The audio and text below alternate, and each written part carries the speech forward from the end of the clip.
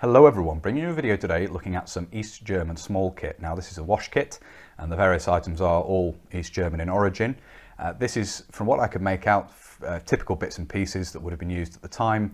Certainly my understanding is that soldiers in the National Volksarmee had to provide their own small kit and their own wash kit items and so forth, and they were items that you would be told, particularly going on national service, doing your stint, your conscripted service in the NVA, you would be required to bring your own wash kit items with you. So that's what we're going to have a look at in this video.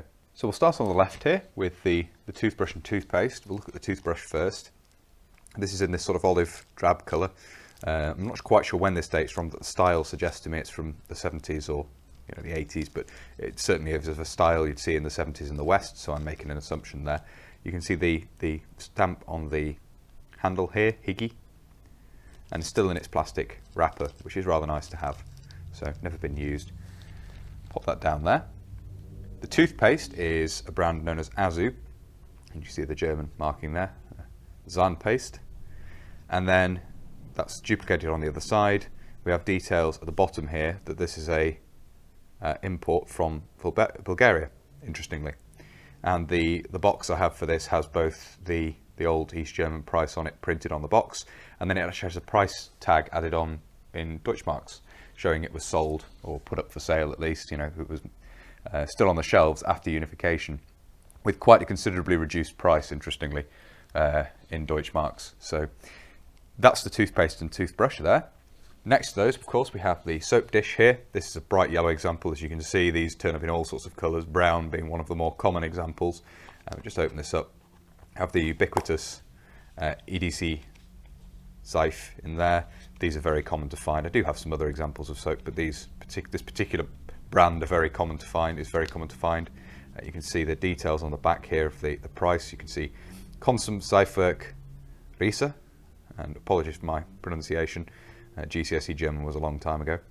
And then you have again the price there, 41 Pfennig, and the weight and so forth. So details on the back, and then just this very simple injection molded plastic soap dish, which were seemingly made in huge numbers and in a variety of colours. And brown is one of the more common, but I wanted to add a little bit of colour and use one of the yellow ones here. Looking over on the right hand side, we have, of course, the towel. On top of this, we have the shaving kit. We'll look at the brush first. You can see the manufacturer's label here, if we pull that into focus. And interestingly, made in GDR, of course, for export purposes. You have that in English. And then you can see that the lacquer on this is a bit cracked, but otherwise it's in very nice condition. And then we have the price, actually, with a sort of a decal under the lacquer, I think, there, of 1 mark 5 Pfennig. So quite a nice example of an East German shaving brush there. Next thing we'll look at is the shaving soap. It's a Florena product. Florena were a very large, and they may still be in business actually, come to that, but certainly were a very large manufacturer of toiletries and items and related items, shaving soap amongst them, of course. I think they also made different brands of soap. They made deodorant, certainly. I think they made toothpaste as well. But this is a shaving stick. The stick inside is badly degraded. I may actually replace it at some point because it's gone rancid.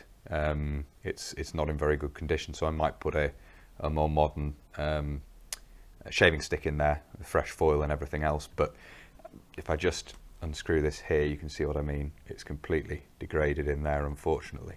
So I'll screw that back together again. But it's nice to have this plastic shaving stick tube as part of the display. We then have the razor here, and this is a golf razor, which were the typical safety razors in East Germany. This is a 3-part razor, so it has a brown bakelite handle that screws onto the head. If you unscrew that, you can see this comes apart, so the blade is sandwiched in between the two parts of the head there in typical fashion. This is a very typical design it's very typical of this design of safety razor, and exactly what you'd see in the West as well, so no surprises there. 3 spare blades here, as you can see. Auslese, and then we've got the manufacturer there, and just a few other details on the back there, as you can see. And then putting these bits and pieces to one side, We'll just have a look at the two items I've sort of used to display them on. First of all is this wash kit bag here. Quite big really. Not certain this is the kind of thing that might have been carried in the pack, but nevertheless you'd have to carry toiletries in something, and I managed to pick one of these up. It will make a direct comparison with a British example from the period that I have when I do a kit comparison at some point in the future. Just open this up, a zip closure there, and then you've got compartments in here to put different bits in. Your manufacturer's label in there as well, as you can see. So, as I say, maybe not typical. I'd be interested to receive advice and pointers on that, but quite a nice thing to have picked up anyway, and certainly compares with the kit I have for a British soldier. Certainly I've spoken to British veterans who use wash kit, who use wash bags in their kit rather than having the hold all. So this would be an East German comparison to that. Again, I don't know if it's typical, but I've included it here for a point of interest really more than anything else. And then we have the towel here. This is an issue item. The rest of it, of course, has to be provided by the soldier themselves, but basically a hand towel, so enough to have a shave, have a wash, but not have a complete, it's not going to dry you off after a complete shower or having a complete wash like that. It's just sort of enough for washing and shaving in the field, or washing in a sink in barracks, for example. So that's these East German wash kit items. As I say, reason for putting these together really is to make a complete set of equipment. That's the idea, and then be able to make a comparison in a display at some point going forward with a British soldier from a similar time period. That's the aim of the game eventually. Hopefully that will come together at some point in the not too distant future. So hopefully that's been of interest. As I say, I'm very happy to receive any input from people on this regards accuracy of the items that were carried in addition to these, or items that wouldn't have been carried, whether the wash bag is appropriate and so forth, because it's little details like that which are best understood from people who served at the time. If anyone out there watching this was in the NVA and obviously speaks English and is able to watch these videos, I'd be very interested to hear, and anyone else who has insight into this, who's spoken to people perhaps. It's something I'm looking to improve all the time. So hopefully it's been of interest. If you found this interesting and you'd like to see more from the channel, please do consider subscribing if you haven't already. And whether you're newly subscribing or you've previously subscribed, please do make sure you hit the little bell, the notification button down below. And of course, you'll get notifications of future uploads if you do that. That's everything for this video. So until next time, bye for now.